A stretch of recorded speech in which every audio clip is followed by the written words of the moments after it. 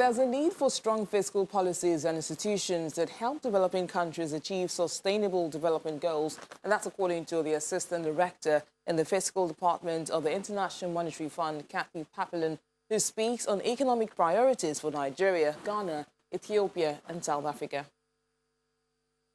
Part of achieving these development goals is strong and sustainable, inclusive growth. And there's really a need for financing, and that's both on the public side and the private side. We've done work on looking at the costing then for countries to achieve their sustainable development goals, and the estimates are around 15% of GDP, higher in sub-Saharan Africa because of the younger populations and the need for a lot of education spending. And so to make that complementarity work between the public financing and the private, you really need comprehensive governance reform, strengthening of the business environment, and there are a lot of things that could help. In sub-Saharan Africa, there's a G20 compact with Africa that could be a catalyst.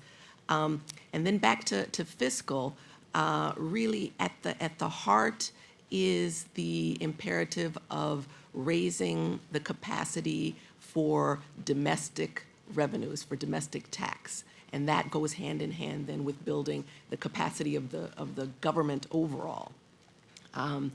That means then broadening the tax base, enhancing tax administration.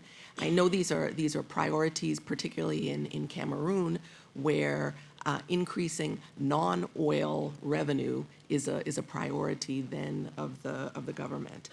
In addition to the tax side, also there's a real need to strengthen public financial management, transparency, accountability, the composition of the budget. These are all, again, steps that are going to help with the monitoring then of these development objectives that the government has. And of course, then cooperation across all stakeholders, donors, private sector, governments, us, is important.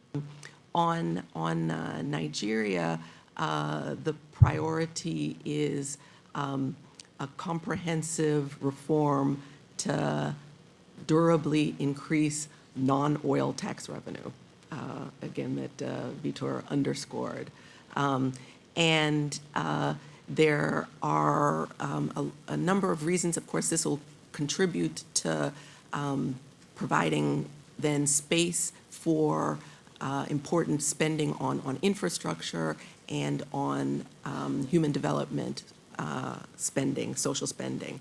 And for Nigeria, that's very important for a couple of reasons. One, because right now, interest payments as a share of tax are very, very high, around a third for the federal government for overall, and 2/3 for the federal government. That's not because interest payments are particularly high, it's because the denominator is incredibly low. Nigeria has one of the lowest tax ratios in the world. And it's not because Nigeria doesn't have big development problems, development challenges. Nigeria also will have a lot of needs then for education and health spending. It has some very low indicators in that area. And with demographic projections, Nigeria is actually projected to be, by 2050, the third most populous country in the world. So addressing those challenges is really important. For Ghana, similarly, the priority is sustained fiscal adjustment and transparent financing to reduce large financing needs and anchor the debt dynamics.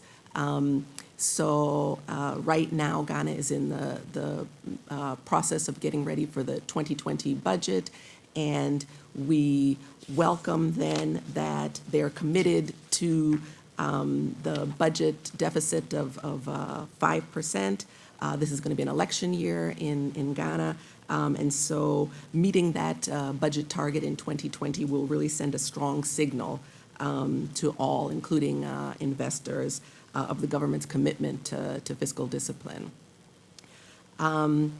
For Ethiopia, Ethiopia has challenges relating to debt sustainability, but they've just released a new homegrown economic reform program that we very much welcome, and we're looking forward to working with the authorities on that reform program that will again then provide the space for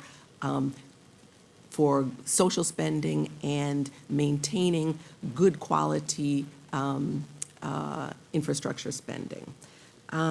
Finally, on South Africa, in South Africa, there's really a need to move beyond business as usual to boost growth.